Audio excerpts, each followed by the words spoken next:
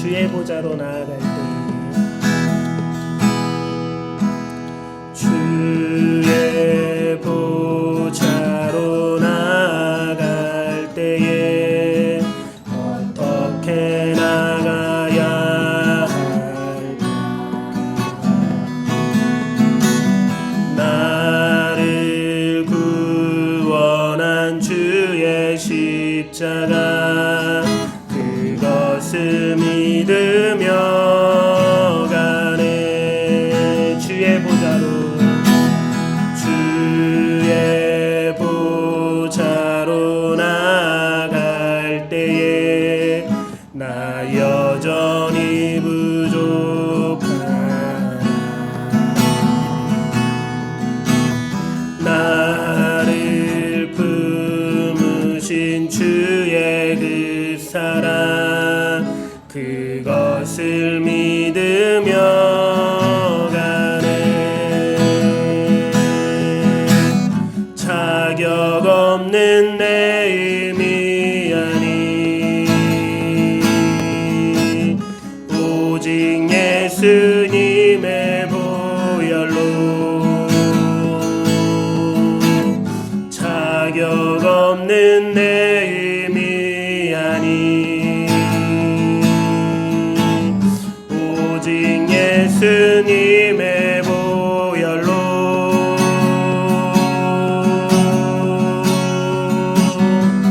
십자가의 보혈 완전하신 사랑 힘입어 나갑니다.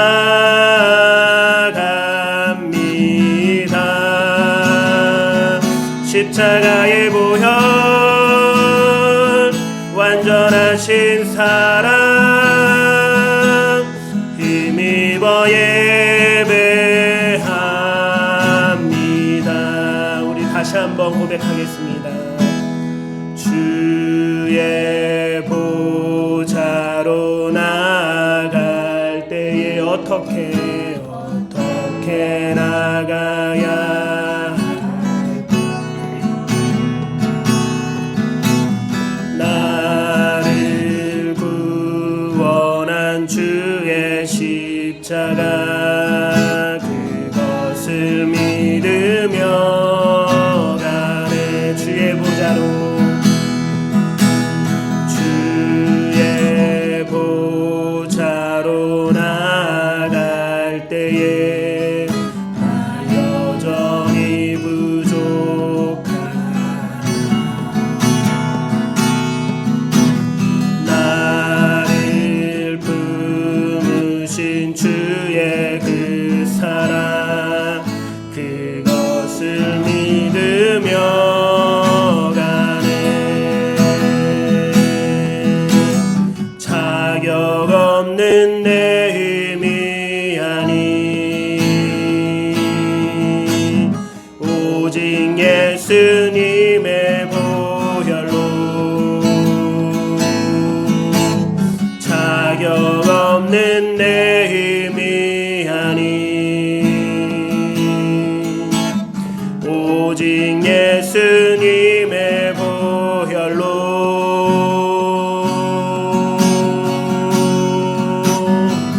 십자가의 보혈 완전하신 사랑 힘입어 나갑니다.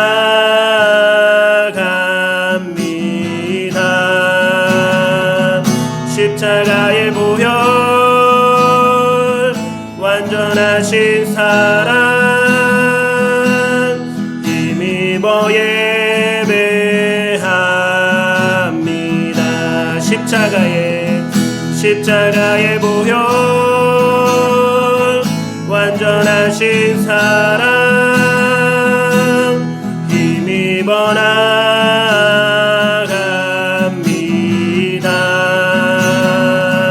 십자가의 보혈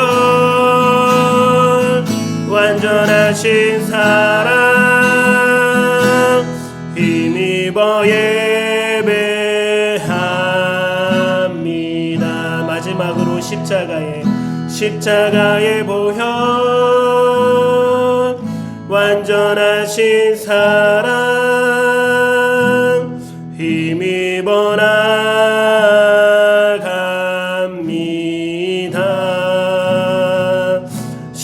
십자가의 보혈 완전하신 사랑 힘입어 예배합니다.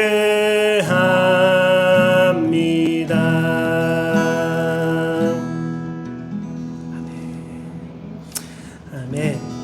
그 십자가의 보혈을 힘입어 우리가 이 시간 함께 모여 예배드릴 수 있는 줄 믿습니다. 아멘. 우리 찬송 죄에서 자유를 얻게 하는 우리 힘차게 우리 찬양 드리겠습니다.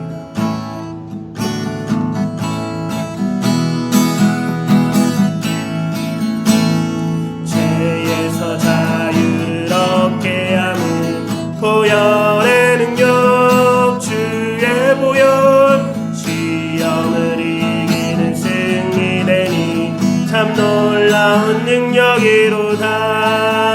주의 보혈 능력이 또다. 주의 피 믿으오 주의 보혈 그 어린 양의 매우 귀중한 피로다.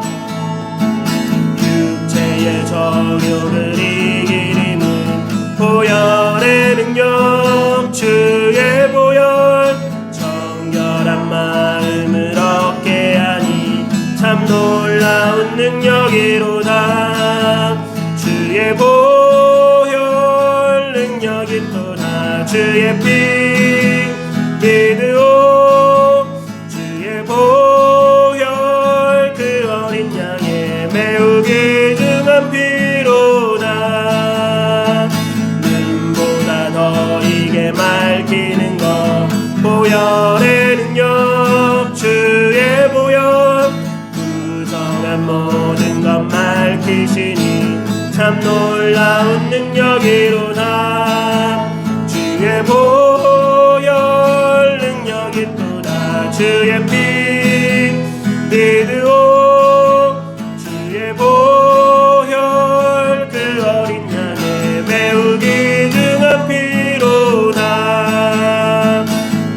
주의 복음을 전할 제목 보혈의 능력 주의 보혈 날마다 나에게 찬송 주니 참 놀라운 능력이로다.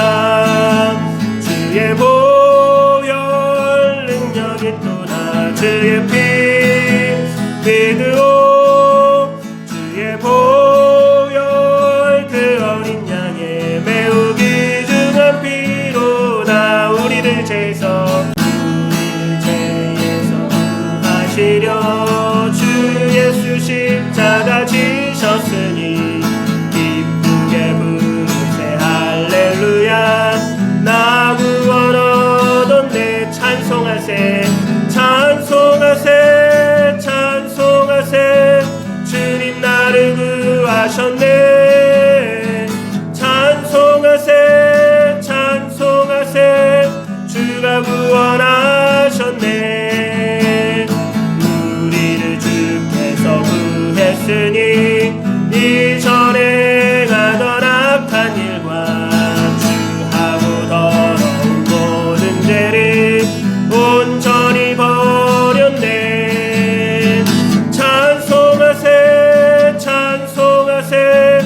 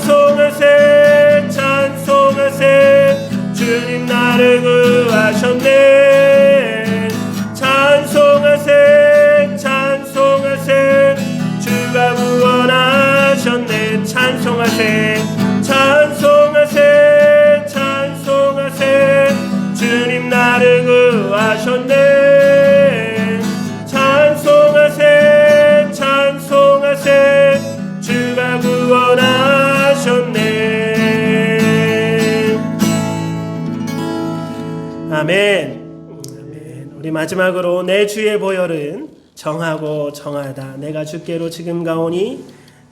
이 시간 이 예배를 통하여 우리를 다시 한번 씻어달라고 우리 고백하며 찬양드리겠습니다.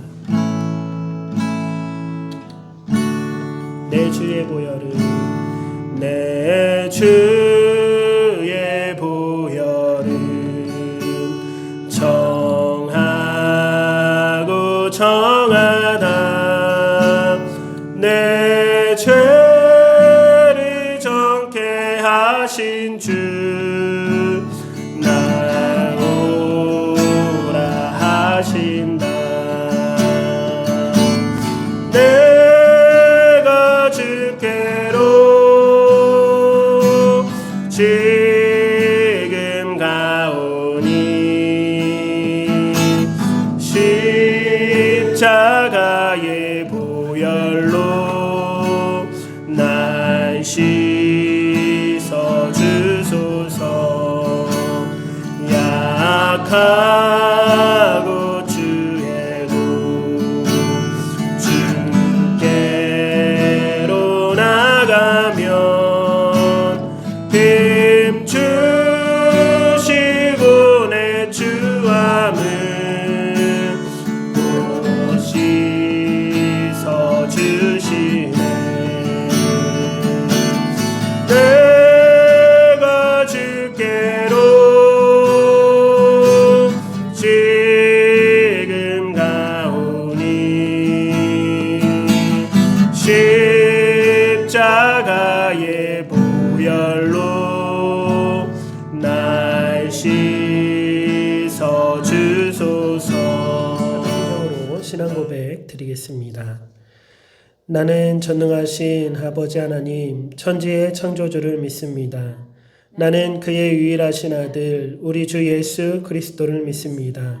그는 성령으로 잉태되어 동정녀 마리아에게서 나시고 본디오 빌라도에게 고난을 받아 십자가에 못 박혀 죽으시고 장사된 지 사흘 만에 죽은 자 가운데서 다시 살아나셨으며 하늘에 오르시어 전능하신 아버지 하나님 우편에 앉아 계시다가 거기로부터 살아있는 자와 죽은 자를 심판하러 오십니다. 나는 성령을 믿으며 거룩한 공교회와 성도의 교제와 죄를 용서받는 것과 몸의 부활과 영생을 믿습니다. 아멘. 찬송 38장 함께 찬양드리겠습니다.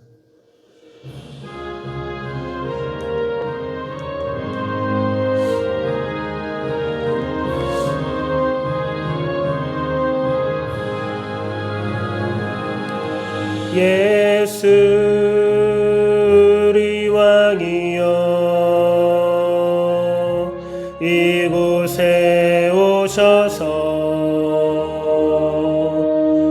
우리가 왕께 드리는 영광을 받아 주소서. 우리는 주님의 백성, 주님은 우리 왕이라. 왕이신 예수님 오셔서 자정하사 다스리소서. 예수 우리 주시여 이곳에 오셔서 우리가 주께 드리는 찬양을 받아 주소서.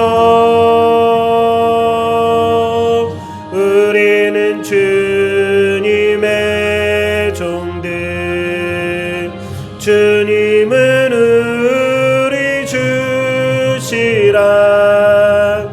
주 대신 예수님 오셔서 이 찬양을 받아 주소서.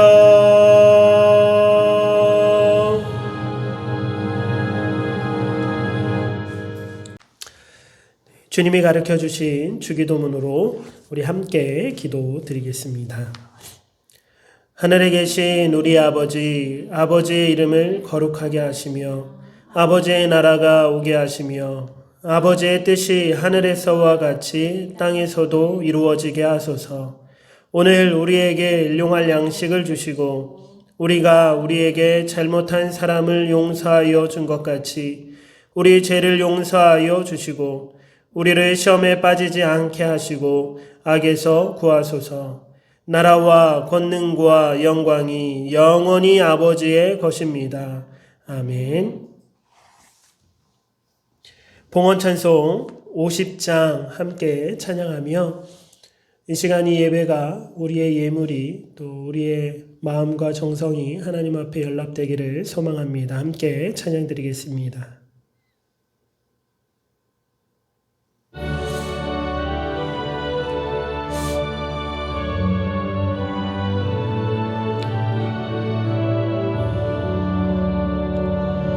내게 있는 모든 것을 아낌없이 드리네. 사랑하고 의지하며 주만 따라 살리라. 주께 드리네. 주께 드리네.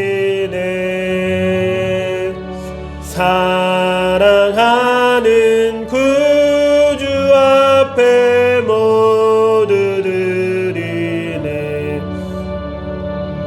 내게 있는 모든 것을 겸손하게 드리네.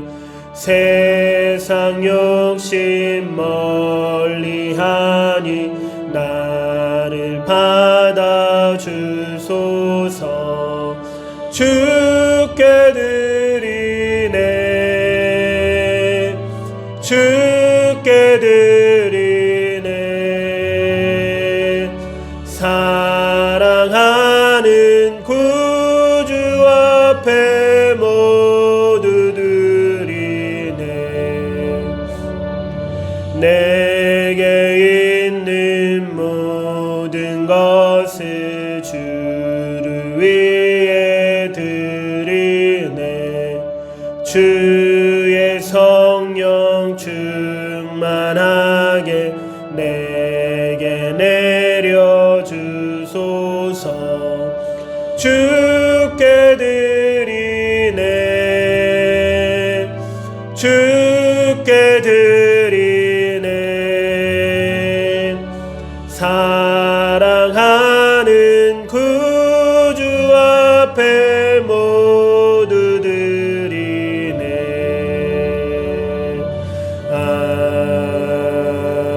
아멘. 봉헌기도 드리겠습니다. 하나님 감사합니다. 이 시간 저희들 주의 자녀 삼아주셔서 함께 모여 하나님 앞에 예배드릴 수 있도록 이 예배 자리로 인도하여 주심에 감사드립니다. 이 예배가 영과 진리로 주님 앞에 온전히 드려질 수 있도록 보혈의 피로 우리를 덮어 주옵시고 성령 하나님 이 시간 임재하여 주셔서 이 예배가 예배될 수 있도록 인도하여 주옵소서. 주님 앞에 드려지는 우리의 예배와 찬양과 경배와 또 모든 예물을 흠양하여 주옵시고 겸손하게 주님께 받은 그 은혜대로 감사함으로 내어드릴 수 있는 우리의 예배요, 우리의 예물이요, 또 우리의 삶이 되게 하여 주옵소서. 주님 앞에 드려지는 감사 예물과 또 주일 헌금과 또 11조 또 갖가지 선교 헌금 하나님 흠양하여 주옵시고 감사가 차고 넘치는 성도의 삶이 되게 하시고 또 우리의 삶을 주관하여 주옵소서. 감사하며 우리 주 예수 그리스도 이름으로 기도드립니다. 아멘. 하나님 말씀 함께 나누겠습니다. 신약성경 요한복음 19장 38절에서 42절 말씀입니다. 요한복음 19장 38절에서 42절 우리 앞에 나와 있는 세 번역으로 함께 합독하며 읽겠습니다. 그 뒤에 아리마대 사람 요셉이 예수의 시신을 거두게 하여 달라고 빌라도에게 청하였다. 그는 예수의 제자인데 유대 사람이 무서워서 그것을 숨기고 있었다. 빌라도가 허락하니 그가 가서 예수의 시신을 내렸다. 또 일찍이 예수를 밤중에 찾아왔던 니고데모도 모략에 침향을 섞은 것을 100근쯤 가지고 왔다. 그들은 예수의 시신을 모셔다가 유대 사람의 장례 풍속대로 향료를 바르고 고운 배로 감았다. 예수께서 십자가에 달리신 곳에 동산이 있고 그 동산에는 아직 사람을 장사한 일이 없는 새 무덤이 하나 있었다. 그날은 유대 사람의 준비일이고 또 무덤이 가까우므로 그들은 예수를 거기에 모셨다. 아멘. 오늘은 또 계속해서 사도신경을 나누도록 하겠습니다. 지난주 십자가에 못 박혀 죽으시고 라는 정말로 중요한 기독교 그리고 복음의 핵심을 함께 나누었습니다. 예수님께서 십자가에 달려 돌아가셨다라는 이 사실은 이 대속의 죽음은 우리 기독교의 복음의 핵심이 맞습니다. 또 이 죽음 이후에 나타난 부활도 우리 복음의 너무나 중요한 핵심이죠. 그래서 사도신경은 당연히 이 두 가지를 예수님의 진술로서 가장 핵심적으로 고백하게 합니다. 기억하면서 다시 복습을 해본다면 예수님에 대하여 먼저는 성령으로 잉태되어 동정녀 마리아에게서 나시고 예수님이 어떻게 태어나셨는지를 고백했고요. 두 번째, 본디오 빌라도에게 고난을 받으사 십자가에 못 박혀 죽으셨음을 고백했습니다. 본디오 빌라도에게 고난을 받은 것과 십자가에 못 박혀 죽은 것을 2주에 나누어서 함께 나누었었는데요. 이제는 그 예수님의 어떤 행적의 핵심, 그 사건을 십자가에서 죽으심에서 이제 부활로 넘어가야 할 텐데 오늘은 바로 부활로 넘어가지 않고 사도신경이 그 중간에 고백하고 있는 고백에 따라 오늘 제목 장사된 지라는 제목으로 함께 말씀을 나누려고 합니다. 장사된 지 우리가 함께 고백하고 있는 한글 사도신경에는 이렇게만 고백되어 있지만 이 뒤에 더 고백문이 있었다라고 우리가 알고 계시는 분들은 또 알고 계실 거예요. 저와 같은 성경을 갖고 계신 분이라면 세번역 사도신경에 장사된지라는 부분에 숫자나 기호로 주석이 달려 있고 그 주석 밑에 이렇게 써 있습니다. 장사되시어 지옥에 내려가신 지가 공인된 원문에 있으나 대다수 본문에는 없다. 그러니까 우리가 사도신경도 어떤 예전부터 계속 이렇게 보존되어 왔던 사본들을 발견해 볼 때 원문에 중요한 원문에 사도신경 원문에 장사되어 지옥에 내려가신지라고 이렇게 표현되어 있다라고. 그러나 그 본문이 없는 사도신경도 있다라고 이렇게 주석을 표시해 놓고 있습니다. 한국 사도신경에는 이 고백이 빠져 있습니다. 아직까지는 논란의 어떤 고백이기도 하고요. 너무나 다양한 견해가 있기 때문에 그 논란을 굳이 만들지 않으려는 의도로 한국 개신교 사도신경에는 이 본문, 이 고백이 빠져 있는 듯한데요. 그래도 한국 교회가 아닌 교회사 전체적인 역사를 볼 때는 사도신경에 이 고백이 들어 있었고 지금도 천주교에서는 이 고백을 하고 있고 또 개혁주의자였던 루터와 칼빈도 이 고백을 다루고 있고 또 많은 요리문답에도 사도신경에 이 지옥에 내려가셨다라는 고백을 함께 다루고 있음을 우리가 알아야 합니다. 오늘은 이 두 가지를 함께 나누려고 하는데요. 먼저 예수님께서 죽으셨다라는 고백이 있는데 왜 사도신경은 장사되셨다라는 고백을 다시 반복적으로 하고 있을까요? 사람이 죽으면 당연히 장사를 지냅니다. 그래서 죽었다라는 표현과 장사를 치렀다라는 표현은 같은 의미로 우리가 이렇게 생각하죠. 그런데 사도신경에 이렇게 두 가지 같은 의미로 볼 수 있는 표현을 반복해서 사용하고 있는 분명한 이유가 있습니다.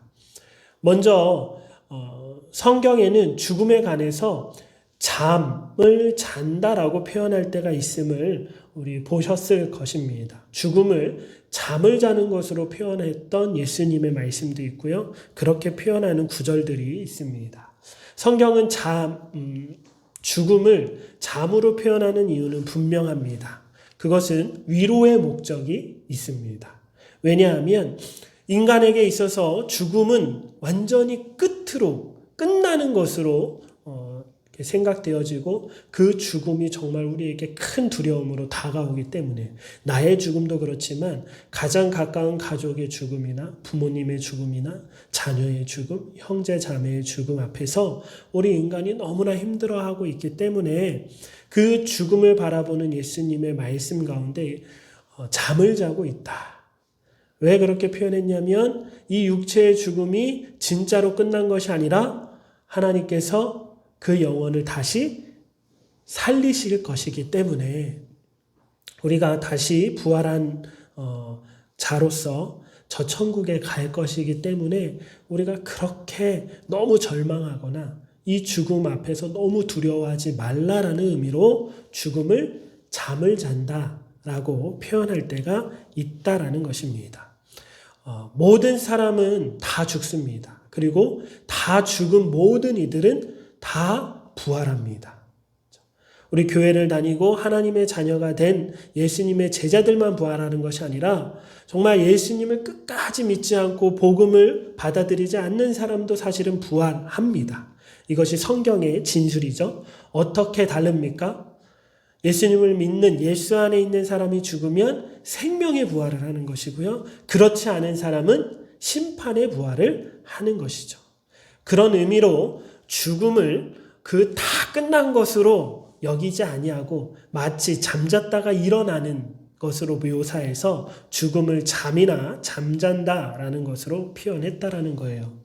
그런데 오늘 예수님이 죽으셨다라고 했을 때, 예수님이 십자가에 못 박혀 죽으셨다라고 했을 때 그러한 그 전에 있었던 표현들 때문에, 성경 속의 표현들 때문에 오해가 생기거나 그 오해들이 마치 진짜인 양 이단들이 나타나는 문제가 생겨버렸습니다. 예수님이 십자가에 죽으시고 3일 만에 부활하신 것을 어떻게 생각하냐면 진짜 죽은 게 아니지 않아? 마치 예수님이 기절했다가 3일 만에, 그것도 만 3일이 아니잖아요. 어떻게 보면 시간이 더 좁은데 그렇게 그 시간에 예수님이 깨어나신 거 아니냐라고 말하는 사람들이 이제 생겨나기 시작한 거예요. 그러니까 예수님의 죽음을 부인하면 모두 완전해지지 않는 거예요. 예수님의 부활도 부인하거나 완전하게 보지 않는 거예요.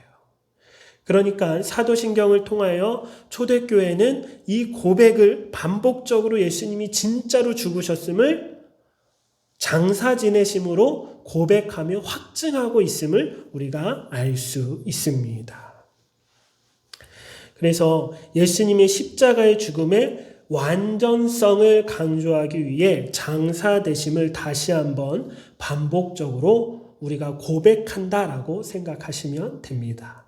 성경도 예수님의 죽으심만을 기록한 것이 아니라 예수님이 죽으시고 그 시체를 내려다가 장사한 것을 복음서가 계속 진술하고 있는데요. 마태복음에서도 진술하고 있고 누가복음에서도 진술하고 있고 오늘 함께 읽었던 본문 요한복음에서도 자세하게 진술하고 있습니다. 아리마대 요셉이 장사 지내려고 그 시신을 받았고 또 니고데모가 그 향신료를 가져와서 그 온몸에 바르고 세마포를 두르고 포를 두르고 무덤에다가 장사 지냈다라고 오늘 진술하고 있습니다.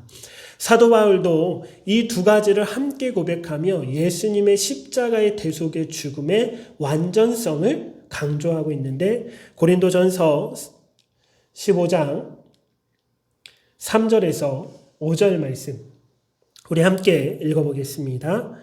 내가 전에 받은 중요한 것을 여러분에게 전해 드립니다. 그것은 곧 그리스도께서 성경대로 우리 죄를 위하여 죽으셨다는 것과 무덤에 묻히셨다는 것과 성경대로 사흘째 되는 날에 살아나셨다는 것과 게바에게 나타나시고 다음에 12 제자에게 나타나셨다라고 하는 것입니다. 아멘. 바울이 내가 전해받은 이 중요한 복음을 여러분에게 전해드립니다. 그 중요한 복음의 핵심은 그리스도께서 성경대로 우리 죄를 위하여 죽으신 것 정말로 중요하죠. 그리고 반복적으로 다시 무덤에 묻히신 사실, 장사되심을 강조하고 있습니다. 하이델베르크 요리문답을 함께 보겠습니다. 41번 문제를 제가 읽고 우리 답을 읽어주시기 바랍니다. 그리스도께서는 왜 장사되셔야 했습니까? 그리스도께서 정말로 죽으셨음을 확증하기 위함이었습니다. 예, 이 요리문답에서도 그리스도께서 정말로 죽으셨음을 뭐하기 위하여? 확증하기 위함이었다라고 합니다. 장사되셨다라는 것은 예수님께서 죽으시고 땅 속에 묻히셨다라는 것인데 그 당시 무덤의 모습은 작은 동굴 같은 돌무덤이었고 그곳에 관을 놔두고 입구를 돌로 막은 어떤 모습, 우리 그림을 통해서 우리가 보게 되는 그러한 무덤이었습니다. 여하튼 땅 속에 예수님이 묻혀지게 되는 거예요. 이 장사되어 무덤에 묻힌 것도 대속의 죽음의 일부였고 완전히 우리를 대신하여 하나님께서 내리신 형벌을 예수님이 누구 대신에? 나 대신에 대속물로 죽으셨을 뿐만 아니라 대속물로 장사되셨음을 우리가 기억해야 합니다. 우리가 하나님께 창조되고 안식을 누렸던 그 창세기로 한번 돌아가 봅시다. 우리는 하나님께 창조받은 피조물 중에 으뜸으로 하나님과 영원히 안식을 누릴 존재로 창조함을 받았습니다. 그런데 마귀의 게임에 넘어가 죄를 범하는 순간 우리는 그 죄로 인하여 하나님과의 그 영원한 안식이 깨어지게 되었고 아담과 하와는 하나님께 벌을 받고 에덴에서 쫓겨나게 됩니다. 그리고 하나님의 말씀대로 고난의 삶을 살다가 죽음을 맞이하게 되죠. 죽음은 곧 우리에게 모두에게 임하게 된 이 죽음은 곧 죄인으로서 하나님께 받은 형벌임을 기억하셔야 합니다. 죽음은 하나님께 받은 형벌입니다. 그런데 이 죽음에 관한 하나님의 말씀, 형벌과 같은 이 말씀을 한 번 더 우리가 기억해 봐야 합니다. 오늘 예수님께서 왜 장사 지내셔야 했는지 창세기 3장 19절 말씀 같이 읽어보겠습니다. 내가 흙에서 취해졌으니 흙으로 돌아갈 때까지 내 얼굴에 땀이 흘려야 내가 음식을 먹을 것이다. 너는 흙이니 흙으로 돌아갈 것이다. 아멘. 우리는 죽어서 어디로 돌아간다고요? 흙으로 돌아가는 거예요. 이것이 원래부터 우리에게 있었던 게 아니었어요. 왜 이러한 존재가 되었죠? 죄를 범해서 하나님께 형벌을 받았기 때문에 죽음이 찾아왔고 그 죽음으로 인하여 우리는 다시 흙으로 돌아가는 존재가 되었다라는 거죠. 하나님의 형벌입니다. 그런데 이 형벌을 누가 대속 제물로 대신 우리 먼저 죽으시고 먼저 장사를 지내게 되신 거냐면 바로 우리가 고백하고 있는 예수 그리스도께서 장사 되심을 받으신 것입니다. 누구를 위하여? 나를 위하여. 그러므로 이제 예수 그리스도 안에 있을 때 우리가 믿음으로 예수 그리스도 안에 있다면 우리에게 있는 죽음과 우리가 이제 그 죽음 이후에 하게 되는 그 장사, 무덤에 들어가거나 요즘에는 화장을 해서 많이 뿌리잖아요. 그런 모든 것들이 우리에게는 이제 완전한 의미가 바뀐 줄 우리가 깨닫고 믿고 아셔야 합니다. 이제 더 이상 같은 죽음이 아니에요. 우리가 예수 밖에 있었을 때의 죽음과 장사됨은 형벌로서의 죽음과 형벌로서의 장사됨이었지만 그것을 누가 미리 우리를 대신해서 다 이루셨냐면 예수님께서 이루셨고, 우리가 믿음으로 그 예수님 안에 있을 때 이제 우리의 죽음의 의미가 달라지고 우리의 장사됨의 의미가 달라진다라는 사실입니다. 죽음은 우리 앞에 이제 그 독침이 빠진 벌과 같습니다. 예전에 읽었던 외국 목사님의 책에서 한 일화가 떠오릅니다. 예수님이 어린 딸과 승용차를 타고 가고 있는데,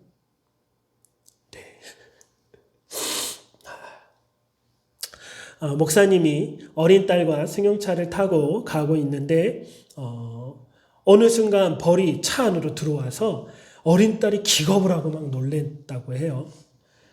목사님이 운전하면서 어떻게 해줄 수가 없어서 바로 생각해낸 것이 목사님의 팔을 걷고 그 벌 있는 쪽으로 이렇게 됐다고 합니다. 그랬더니 벌이 이미 벌써 지금 벌은 흥분한 상태예요. 막 소리 지르고 막 딸이 막 왔다 갔다 하고 이러니까 이 벌이 누구 팔을 물었겠어요? 목사님 아빠 팔을 물은 거예요. 알다시피 벌은 독침을 한번 쏘면 그 다음부터는 그 독침을 쏠 수 없게 됩니다.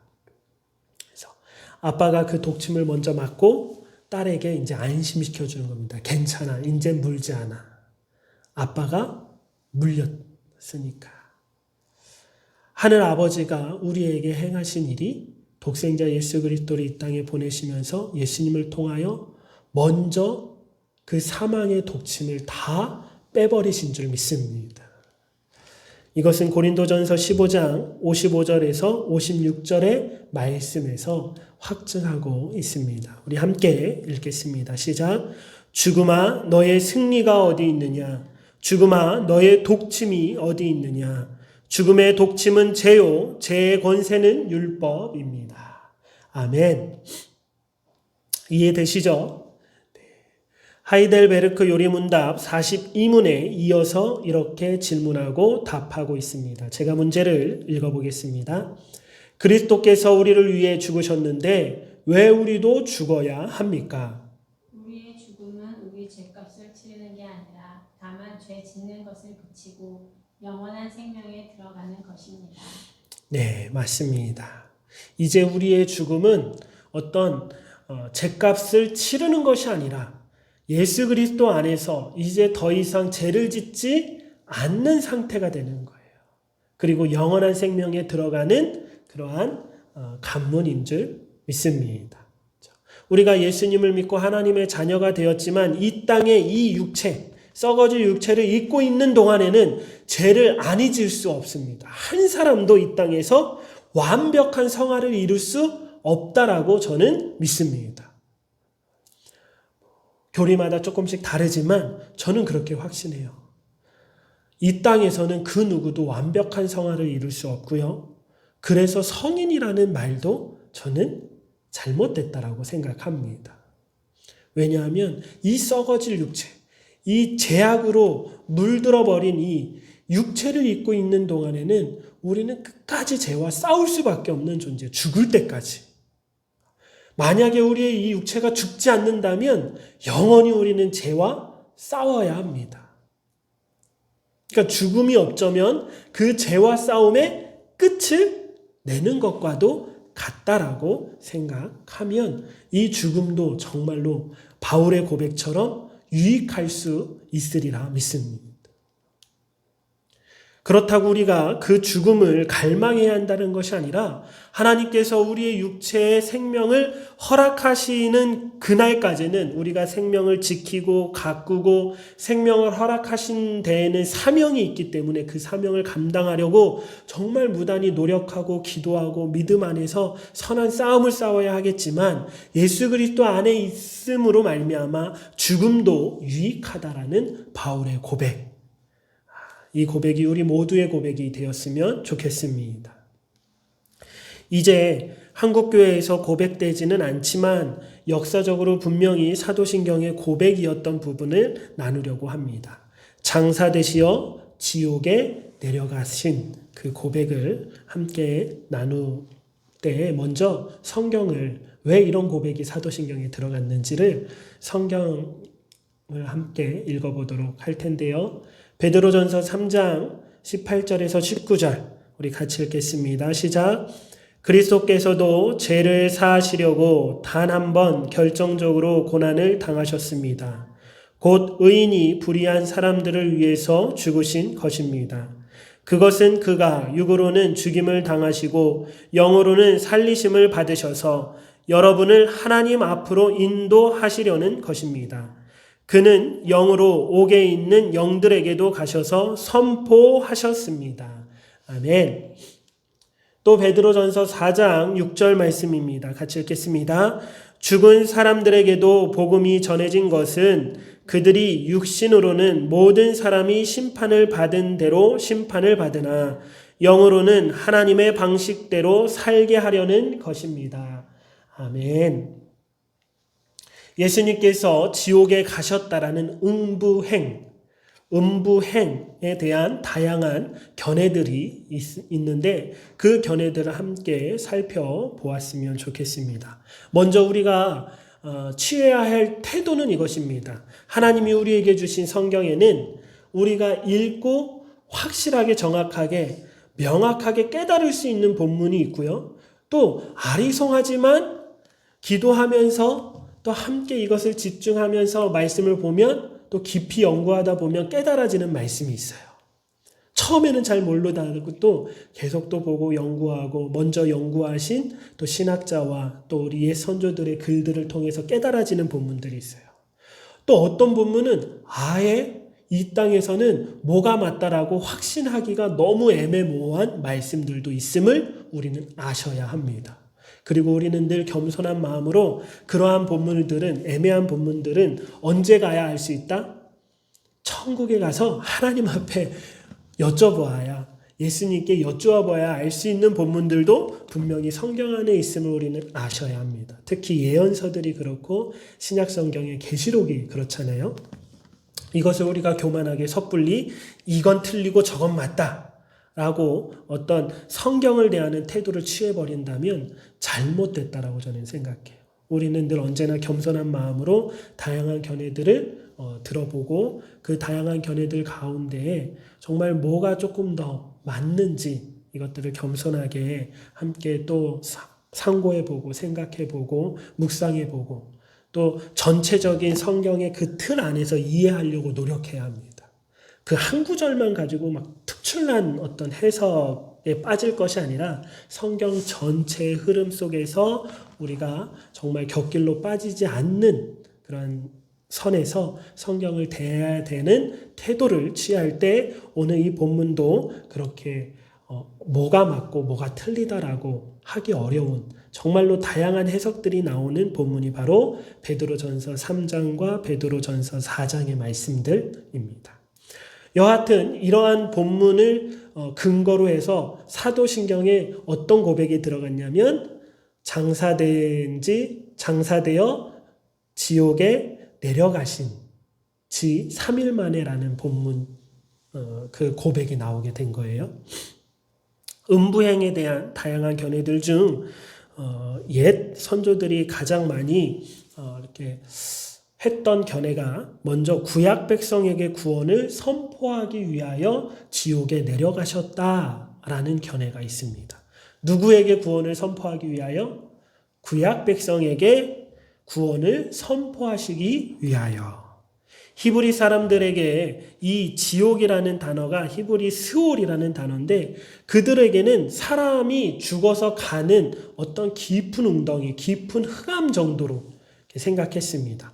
죽은 사람이 가서 거하는 처소, 그래서 그 처소에 한번 들어가면 산자의 세상에 다시 돌아올 수 없는 그러한 깊은 웅덩이로 생각했습니다. 지금 우리가 생각하는 지옥의 개념, 풀무불이 있고 구더기가 있고 죽지 않으면서도 계속 고통을 당하는 그런 형벌의 지옥의 개념보다는 어떤 죽은 자들의 어떤 처소 정도로만 생각했던 거예요. 히브리 사람들은. 네, 구약 백성들은 어떻게 구원을 받았을까요? 구약 백성들은 우리가 생각하는 구원, 어떻게 구원을 받았을까요? 율법을 통해 구원을 받았을까요? 하나님이 그들에게 율법을 주신 건 맞지만 그 율법으로는 단 한 사람도 구원해 낼 수 없다라는 것이 성경의 진술입니다. 하나님의 말씀이에요. 그러니까 구약 백성에게 율법이 주어졌지만 구약 백성들조차 그 율법으로 말미암아 구원받지 못했다라는 거예요. 성경 전체를 다 통틀어서 함께 살펴볼 때 내릴 수 있는 결론은 구약 백성은 누구를 기다리는 믿음으로 구원을 받습니까? 오실 메시아, 오실 그리스도를 바라보는 그 믿음으로 구원을 받았고, 신약 백성들은 반대로 오신 그리스도, 오신 메시아이신 예수님을 바라보고 믿음으로 구원을 받았다라고 결론이 내려집니다. 성경 전체를 통틀어서 연구하고 상고하고 말씀을 깨달아 볼 때 구약 백성은 누구를 바라보면서 우리를 구원하실 구원자, 메시아, 그리스도이신 예수님을 바라보면서 우리는 오신 예수님을 바라보면서 구원을 받습니다. 구원의 기준은 오직 누구밖에 없습니까? 우리 예수 그리스도밖에 없는 거예요. 근데 구약 백성들이 예수님이 오시기까지 기다리면서 그 육체로는 뭐 한 거예요? 죽음에 이른 거예요. 그 육체로는 죽음에 이루어서 스올에 있는 그들에게 예수님이 그 구약 백성들에게 구원을 선포하기 위하여 지옥에 내려가셨다라고 보는 견해입니다. 베드로전서 4장 6절에 보니까 마치 그렇게 해석되는 것처럼 보이지 않습니까? 죽은 사람들에게도 복음이 전해진 것은 그들이 육신으로는 모든 사람이 심판받은 대로 심판을 받아서 죽었어요. 그러나 영으로는 하나님의 방식대로 뭐 하시려고? 살게 하시려고 죽은 사람에게도 복음이 전해졌다라고 하는 이 베드로 전서 4장 6절 말씀을 근거로 이러한 견해가 있습니다. 두 번째, 예수님이 십자가에서 죽으시고 그의 영혼이 지옥까지 내려가실 수밖에 없었던 것은 사단과 죽음에 관하여 완전한 승리를 선포하시려 내려가셨다라는 견해가 있습니다. 스포츠 경기를 우리가 생각해 보면 쉬운데 야구 경기나 축구 경기는 끝날 때까지 끝난 게 아니다라는 말을 합니다. 정말 질 것 같아서 선수들 사기가 떨어졌어요. 그러나 사실은 끝날 때까지 끝난 게 아니죠. 아무리 질 것 같은 경기도 최선을 다하다 보면 막판에 뒤집어지는 게 스포츠 경기입니다. 그래서 지고 있어도 뭐를 품기를 원합니까? 감독이나 코치들은 파이팅을 외치며 희망을 품고 이길 수 있는 그 마음을, 열정을 품기를 원하죠. 어쩌면 예수님께서 지옥에 내려가셔서 그 마지막 경기 끝나는 히스를 부른 것과 같은 거예요. 더 이상의 사단과 사망이 어떠한 희망을 품을 수 없는 완전한 승리를 선언한 것과 같습니다. 그래서 예수님께서 완전한 승리를 선포하시기 위하여 지옥에까지 내려가셨다라고 보는 견해도 있습니다. 또 세 번째, 지옥에 가셔서 다시 회개할 기회가 있음을 말씀하시러 가셨다라는 견해가 있습니다. 예수님께서 지옥에 왜 가셨어요? 지옥에 간 영혼들에게 다시 한번 복음의 기회를 주기 위해 가셨다. 마치 토너먼트에서 패자부활전이 생각나지 않습니까? 근데 이 견해에도 그 안에를 들여다보면 두 가지의 견해가 나눠요. 첫 번째 견해는 모든 사람을 다 구원하시기 위해 가셨다. 그러니까 지옥에 있는 모든 영혼을 구원하시기 위하여 가셨다라고 보는 견해가 있어요. 그러니까 만인 구원설로도 이렇게 보여지기도 합니다. 또 그 안에서 조금 소극적인 견해는 모든 사람이 아니라 우리가 좀 안타깝게 여기는 죽음들 있잖아요. 이를테면 어린아이들의 죽음들. 그리고 우리가 많은 의문을 품고 있는 것처럼 예수님의 복음을 전해 듣지 못하고 죽었던 제3세계 사람들. 우리나라도 선교사님이 들어오기 전 많은 우리 선조들은, 훌륭하게 살았던 선조들은 너무 억울한 거 아닙니까? 라는 질문을 하게 되는데요. 그런 분들, 그래서 지옥에 가서 정말 복음을 전해 듣지 못하고 죽었던 영혼들을 위해서 예수님께서 복음을 다시 한번 그들에게 전파하기 위하여 가셨다라는 그러한 또 세부적인 견해로 나뉘어지게 됩니다. 어떠한 견해들은 고개가 끄덕이기도 하고요. 어떠한 견해들은 좀 갸우뚱거리면서 고민이 되기도 합니다. 역사 속에 여러 가지 견해들이 있었는데 분명한 사실은 사도신경의 이 고백이 우리 교회사에 있었던 고백이고 지금도 할 수 있는 고백이라고 저는 생각합니다. 논란의 여지 때문에 지금은 그 문장이 공식적으로 빠져 있지만 우리가 함께 나누어 봄직하고요. 오늘 이 본문 말씀에도 있기 때문입니다. 그리고 예수님께서 정말로 지옥에 내려가셨다면 그 내려가신 이유는 우리가 확실하게 알 수 있습니다. 지옥에 왜 내려가셨을까요? 예수님이 왜 죽으셨죠? 누구 때문에 죽으셨죠? 누구를 대신해서 죽으셨죠?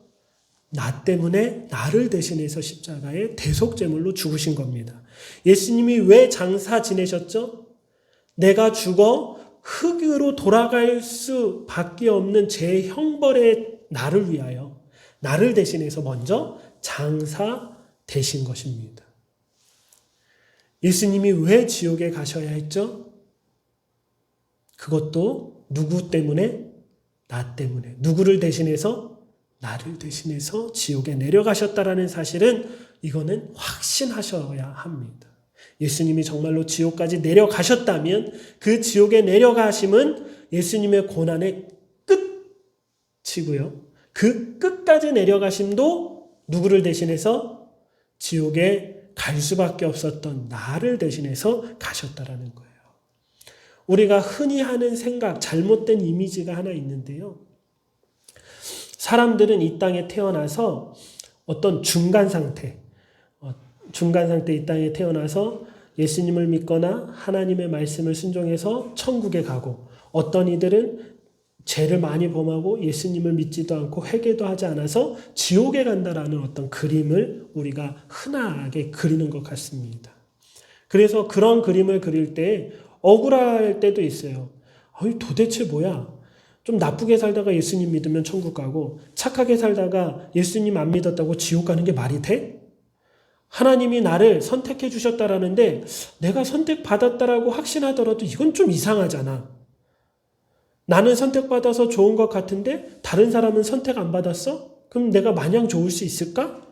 이런 여러 가지 고민들이 있습니다. 그런 고민들이 왜 있냐면 이런 이미지 때문이에요. 우리가 태어나서 중간 정도에 있다면 누구는 천국 가고 누구는 지옥 간다라는 이미지. 그러나 오늘 이 사도신경의 고백에 의하여 확실하게 볼 수 있는 이미지는 뭐냐면 모든 사람들은 한 사람도 예외 없이 사실은 어디 가야 하는 존재들입니까? 지옥에 가야 하는 존재. 지옥으로 떨어질 수밖에 없는 존재예요. 지옥에 갈 수밖에 없는 우리들을 위하여 예수님께서 십자가에 달려 돌아가시고 죽으시고 지옥에까지 오셔서 누구를 건지신 거예요? 바로 지옥에 갈 수밖에 없는 나를 건져주신 거예요. 나의 구원은 이 땅에서 조금 그렇고 그럴듯하게 살다가 천국 가는 게 아니라 우리의 구원은 진짜로 우리의 구원은 지옥에서부터의 구원임을 오늘 이 고백을 통해서 우리는 깨달으셔야 합니다.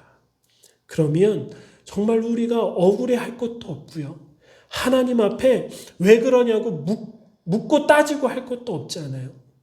모든 사람이 다 사실은 지옥불에 있어야 돼요. 지옥불에서 소리 지르고 있어야 돼요. 그런데 나를 하나님이 콕 집어서 천국으로 인도하셨다면 우리는 그 앞에서 자복하고 회개하고 찬양하고 감사하고 모든 것을 다해 하나님 앞에 경배해야 되는 줄 믿습니다. 오늘 고백 함께 나눈 고백들 장사되어 지옥에 내려가신지라는 이 사도신경의 고백을 함께 나누었습니다. 옛부터 다양한 견해들이 있었습니다.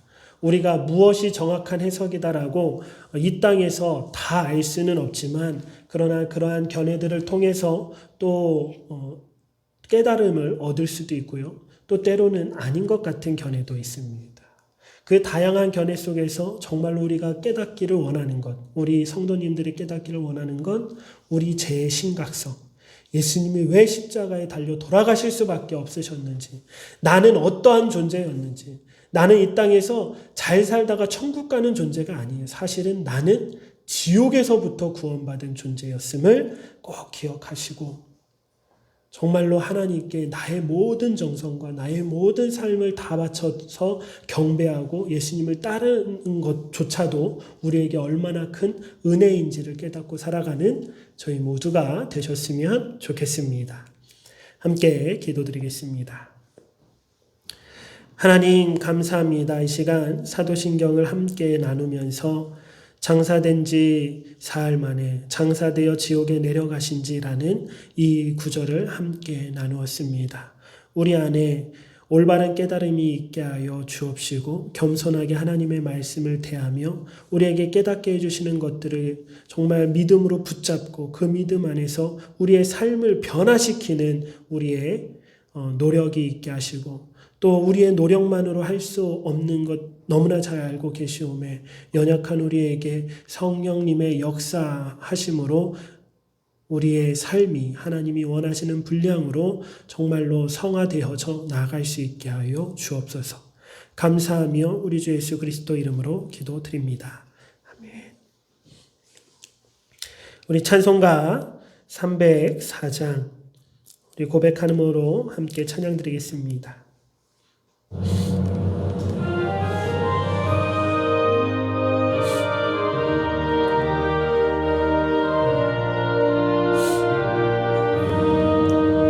크신 하나님의 사랑 말로 다 영영 못하네. 저 높고 높은 별을 넘어 이 낮고 낮은 땅 위에 죄범한 영혼 구하려 그 아들 보내사 화목제물 삼으시고 죄 용서하셨네. 하나님 크신 사랑을 증량 다 못하네. 영원히 변치 않는 사랑 성도여 찬양하세. 괴로운 시절 지나가고 땅 위에 영화세할 때 주 믿지 않던 영혼들은 큰 소리 외쳐 울어도 주 믿는 성도들에게 큰 사랑 베푸사 우리의 죄 사했으니 그네 잊을까. 하나님 크신 사랑을 증량 다 못하네. 영원히 변치 않는 사랑 성도여 찬양하세. 하늘을 두루마리 삼고 바다를 먹물 삼아도 한없는 하나님의 사랑 다 기록할 수 없겠네. 하나님의 크신 사랑 그 어찌 다 쓸까. 저 하늘 높이 쌓아도 채우지 못하리. 하나님 크신 사랑을 증량 다 못하네. 영원히 변치 않는 사랑 성도여 찬양하세.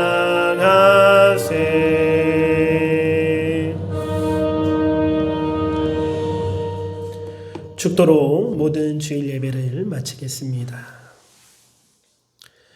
이제는 우리 주 예수 그리스도의 십자가의 은혜와 하나님 아버지의 그 크신 사랑과 성령 하나님의 인도하심과 역사하심이 이 시간 함께 예배드리는 모든 주의 백성들 머리머리 위에와 그의 가정과 그의 모든 삶의 터전 위에 함께하여 주옵시길 우리 주 예수 그리스도 이름으로 축원하옵나이다.